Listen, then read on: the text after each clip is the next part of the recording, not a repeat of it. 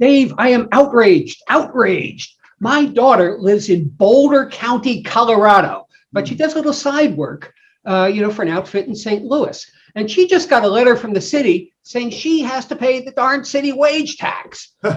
Yeah, the work she did was in Boulder, Colorado. She's not even a commuter. The city has changed its interpretation of the tax. Before, it was for work. The days you worked in the city, you had to pay the wage tax. Now they say, if your boss is in the city, your company's in the city, you got to pay the wage tax. I'm outraged. What do you think? Well, there is a lawsuit over that very issue by some people who live in St. Louis County and St. Charles County, and say that they were, exempted or allowed to get a refund for the taxes that were withheld previously when they worked from home, and the city isn't doing that this year for 2020. So they're asking the court to order refunds and to make it a class action, which would also affect people like me, by the way, because I've been working from St. Louis County, my home in St. Louis County for the past year. So we'll all have to wait and see what the courts say. Well, the city, that's right. They want to tax you too, and you've barely set foot in our office for the last year. Right. It's no secret why the city is suddenly changing its interpretation of this tax law. People, all the suburban commuters, a lot of the suburban commuters who used to be able to tax are now working from home. And if the city wage tax makes up about a third of the city budget, and 2/3 of that come from the suburbanites.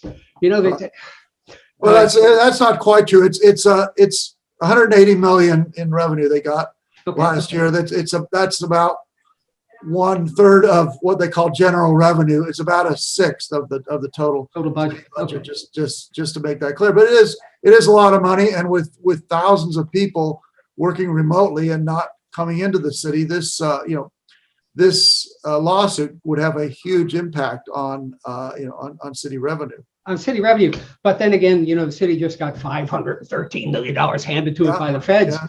I don't know if they, and then they can use it to make up for lost revenue. So that is true, but they would, of course, the city would like to use that money for other things, but for giving contracts to campaign contributors, things like that.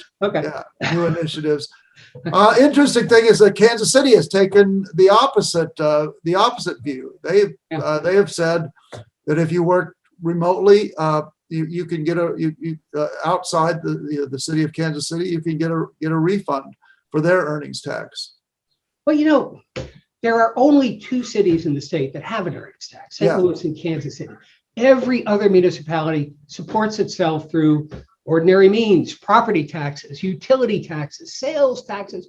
What makes these cities so special that they get to reach outside and tax me and you who don't live in the city?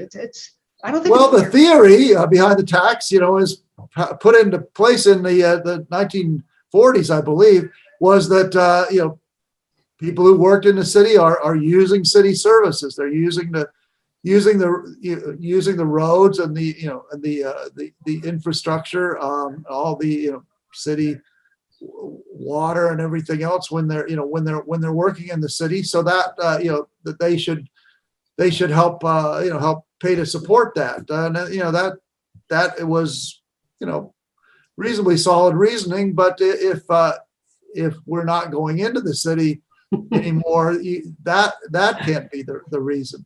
The city now says that, well, the companies that we work for are still dependent on city services, and they need the money to support that. So, well, of course, the companies are paying those property and utility taxes and sales taxes. Right.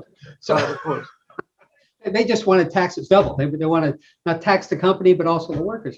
Yeah. Well, there isn't a politician in the world who wouldn't gladly tax people who can't vote him out of office. And that's what this tax does. That's right. It's always don't tax you, don't tax me, tax the guy behind the tree, right? That's the, and you're the guy behind ideal tax for a politician, somebody who doesn't have a vote on whether he stays in office. But this is there's been an ongoing debate over is the earnings tax kind of bad for the city? Does it cause people to flee the city? And I think there's some evidence that it does. Cause jobs in particular to leave the city. I don't think so. It's 1% on wages. It's, oh gee, what is it? It's about 1%, a little bit different on the company's pay on Yeah. payroll. I don't think that's enough to swing a decision unless the decision is extremely close. I don't know. Well, all those decisions are made at the margin. Rex Singfield kind of pushed that argument a few years ago, and that's why city voters have to vote every 5 years on whether to keep the earnings tax. Now, they just reapproved it this month by an overwhelming margin. So it's, the earnings tax is here to stay, but that's court ruling is going to have a big impact on how much the city collects from it.